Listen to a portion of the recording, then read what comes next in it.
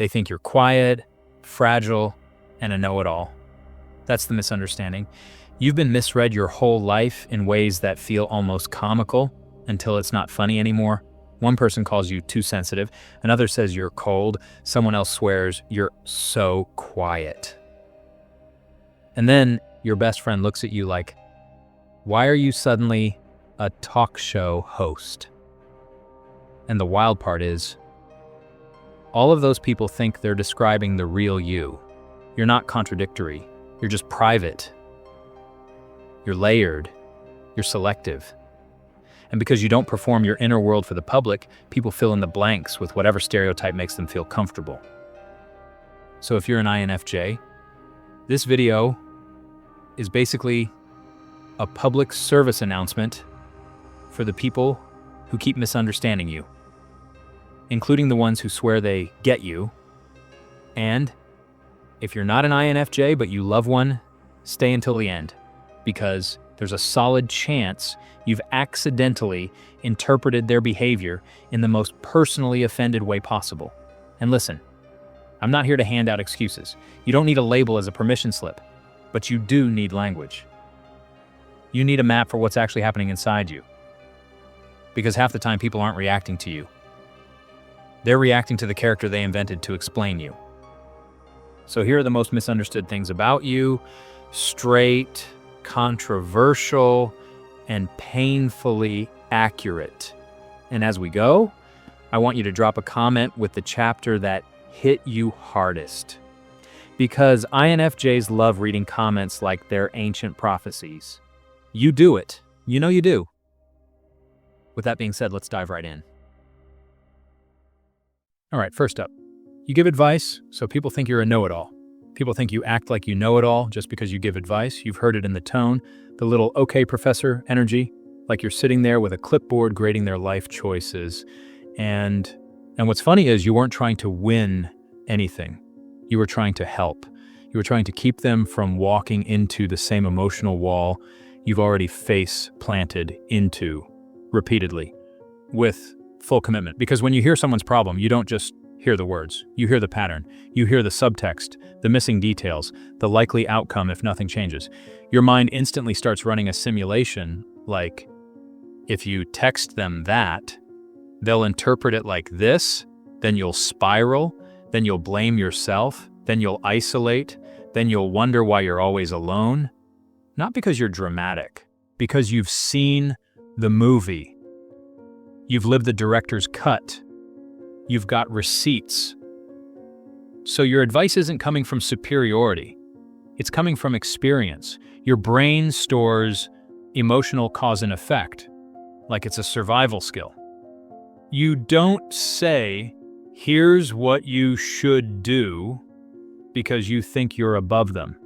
You say it because you're basically standing there holding a wet floor sign and watching someone sprint toward the puddle in socks. Here's where the misunderstanding happens. Most people do not come to you for wisdom. They come to you for permission to feel what they feel. They want validation first, not solutions first. So when you go straight into fix-it mode, they don't hear care. They hear correction. They don't hear support. They hear, you're doing it wrong. And now, you're the villain in their story, even though you were trying to be the seatbelt. And the cruel irony is, you usually don't even give advice to control them. You give advice because you care too much. You would rather be mildly annoying now than watch someone crash later. That's your whole thing. You're not a know-it-all. You're a, please don't learn this the hard way if I can help it person with terrible timing. So the real flex isn't stop giving advice. The real flex is learning to ask one sentence first. Do you want comfort or do you want solutions? Because when you lead with that, you don't lose your gift. You just stop getting accused of running a secret ego cult.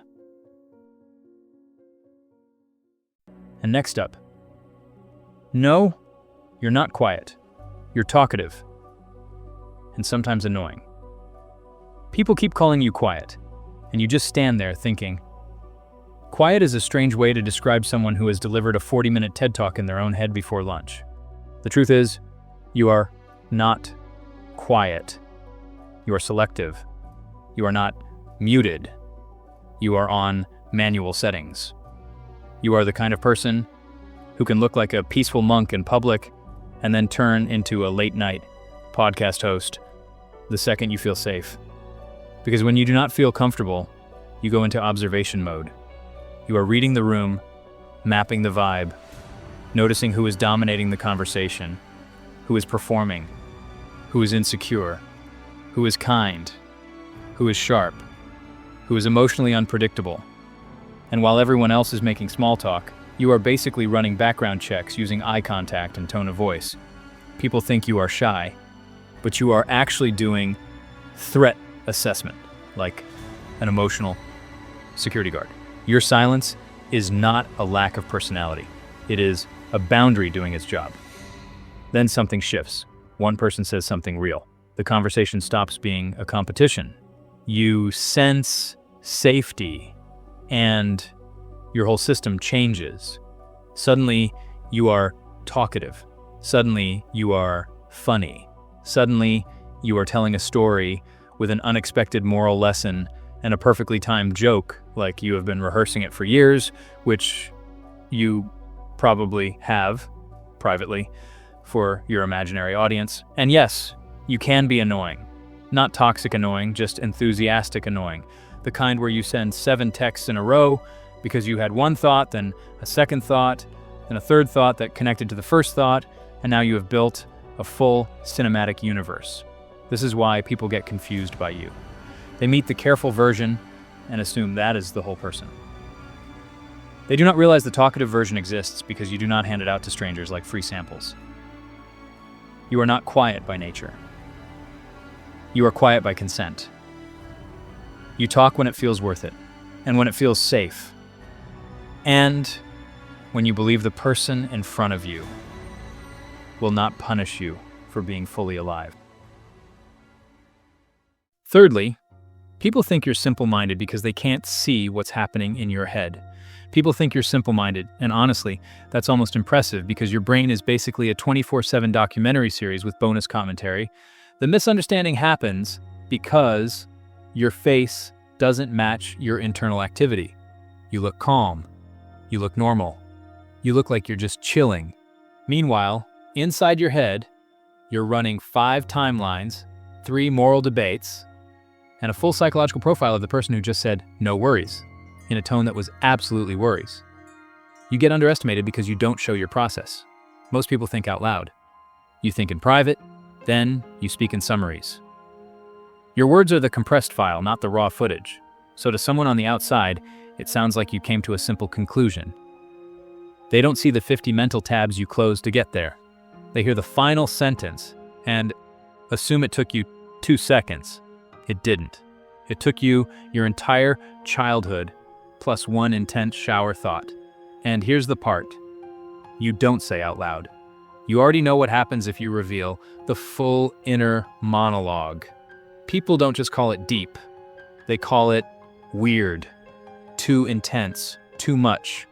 Or they get uncomfortable because you're connecting dots they didn't even know were on the same page. So you self-edit. You translate your real thoughts into a socially acceptable version. You give the PG-13 cut of your mind because the director's cut would make people back away slowly while pretending they remembered they left the oven on. This is why you sometimes come off simple. You're not simple. You're private. You're doing impression management because you learned early that being fully seen can be risky. Being underestimated is strangely safer than being exposed. You'd rather let people think you're basic than hand them a map to your deepest thoughts and watch them use it to label you. So you keep the complexity inside, not because you don't have it, but because you do. And the irony is, when you finally do open up, people act shocked, like you've been hiding a second personality. They'll say, "I had no idea you thought like this." And you're sitting there thinking, yeah, because you were not emotionally insured for this conversation.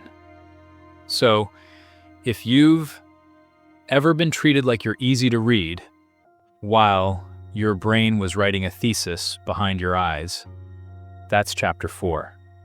And if you've ever held back a thought because you knew people would call you weird, ask yourself this. Is that self-protection?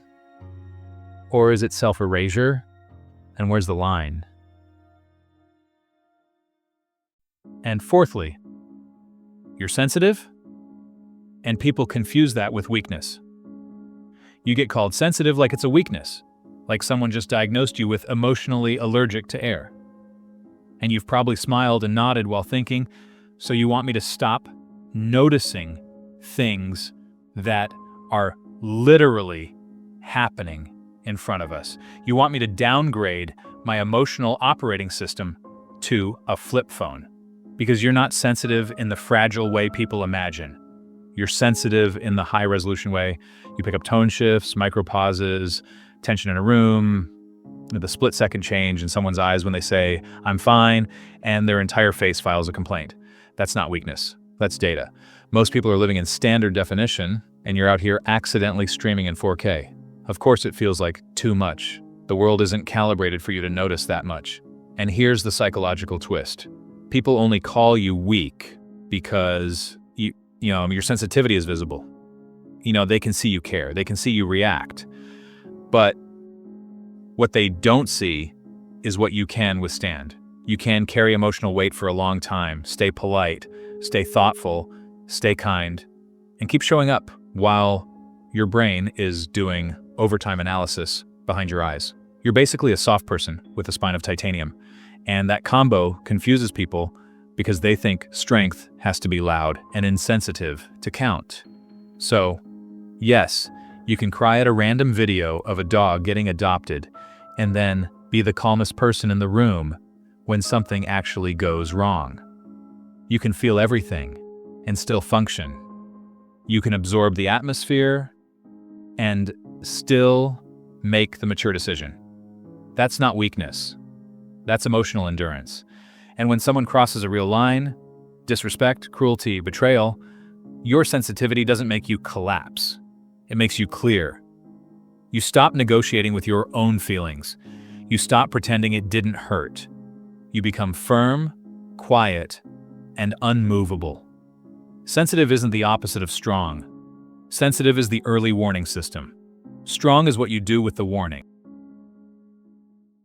Fifthly, doing nothing isn't laziness. It's your secret power source. People think you're lazy because it's ridiculously easy to catch you doing nothing. You're on the bed, you're on the couch, you're staring into space like your soul just disconnected from Wi-Fi. And from the outside, it looks like you've given up on life. But what's actually happening is you're doing the most INFJ thing possible. You're processing. You don't recharge by doing more. You recharge by stepping out of the noise, so your brain can finally sort through the emotional inbox you've been collecting all day. And your inbox is always full because you don't just experience life, you absorb it. Every tone shift, every weird vibe, every tiny contradiction someone said that didn't match their energy. Your mind saves it like evidence in a true crime documentary. So when you look like you're doing nothing, you're actually organizing. You're connecting dots. You're learning a life lesson from a random interaction you had 3 days ago. You're rerunning a conversation and realizing, oh, that's why that felt off. You're basically running a background software update that other people refuse to install because it requires self-awareness. And here's the controversial truth. Your nothingness is productive. It's not lethargy, it's integration. Your brain needs stillness to turn chaos into meaning. And meaning is your fuel. That's why you can lie down for 20 minutes and come back with a new worldview, a better boundary, and a suspiciously accurate read on someone's intentions. You took a nap and woke up with character development. Some people go to therapy for that. But because it doesn't look like hustle, people label it as laziness. They assume productivity has to be loud, visible, and mildly miserable. Meanwhile, you're quietly doing emotional maintenance so you don't become the human version of a cracked phone screen held together by hope. So no, you're not lazy. You're strategic about energy. You rest like it's a skill because it is. And if anyone thinks you're doing nothing, just know you're probably doing more inner work than half the room. You're just doing it horizontally. Sixthly, people think you hate people. You don't, you just can't be around them forever. People think you hate people. And honestly, if you had $1 for every time someone assumed that, you could buy a private island and finally get the alone time you've been begging for. The truth is, you don't hate people. You just don't want to be around them for a long time, and that is not the same thing. That's like saying you hate food because you don't want to eat nonstop for 12 hours straight. You actually like people. You can love people. You can be deeply invested in people. You can listen to someone's entire life story and somehow care so much you leave the conversation with emotional back pain. That's the point. You absorb, you track moods, you notice the micro shifts, you carry the subtext. You are basically running emotional analytics in real time. And that's a beautiful skill. Until you've been doing it for 3 hours and your battery drops to 1% and your brain starts flashing low power mode. Do not speak to me. So when you disappear, it's not rejection, it's maintenance. It's you trying to remain sane. Your alone time isn't a luxury, it's a requirement, like sleep or water, or not being stuck in a group chat where people argue about nothing for sport. You don't isolate because you dislike everyone. You isolate because you like yourself enough to not burn out. And the misunderstanding gets personal fast. People will say you never want to hang out, when what you really mean is, I want to hang out, but I also want to recover from hanging out. You need balance. You need space to reset your nervous system, to process what you felt, to sort what was yours, and what you accidentally picked up from everyone else like emotional lint. The funniest part is you can be fully happy with someone and still fantasize about going home while you're with them, not because they're annoying, because your mind needs silence, the way a phone needs a charger. You don't hate people. You just can't live in constant connection without losing yourself. And honestly, that's not antisocial, that's self-aware. Seventhly, you can seem cold at first because your surface personality is a protective layer. You get called cold at first, and it's almost funny because if people saw what was actually happening inside you, they'd realize cold is the most inaccurate word available in the English language. You're not cold. You're careful. You're running a protection protocol. You're basically emotional TSA, and not everyone gets through with their luggage intact. When you first meet people, you don't immediately show the real you. You present the surface version, polite, composed, measured, slightly distant, not because you're fake, but because you know how expensive vulnerability is. You learned early that some people don't handle depth responsibly. Some people treat your openness like entertainment. Some people collect personal details like trophies. Some people mistake your softness for access, so you don't give access. And the analytical truth is, this cold phase is actually a filter. You're watching for consistency. You're noticing whether someone's words match their energy. You're tracking how they talk about other people when those people aren't there. You're observing whether they respect boundaries, whether they listen, whether they push, whether they make everything about them. You're letting time do the lie detection because your instinct is strong, but you're not reckless. So when someone says, "You seemed intimidating at first," what they really mean is, "You didn't immediately make me feel special." And that's the part that trips people up. They're used to warmth being instant and performative, like customer service. But your warmth is earned. Yours is slow release. Yours is built. Yours is the kind that lasts, not the kind that smiles at everyone equally. Then, once you decide someone is safe, the switch flips. The so-called cold person becomes unexpectedly warm, funny, affectionate, and deeply attentive. And people get whiplash. They'll be like, "Wait, you have a personality?" And you're thinking, "Yes, I've always had one. I just don't hand it out at the door like party favors." So, if you've ever been misunderstood as cold when you were really just protecting something precious, remember this. You're not distant because you don't care. You're distant because you care enough to be selective about who gets the real you.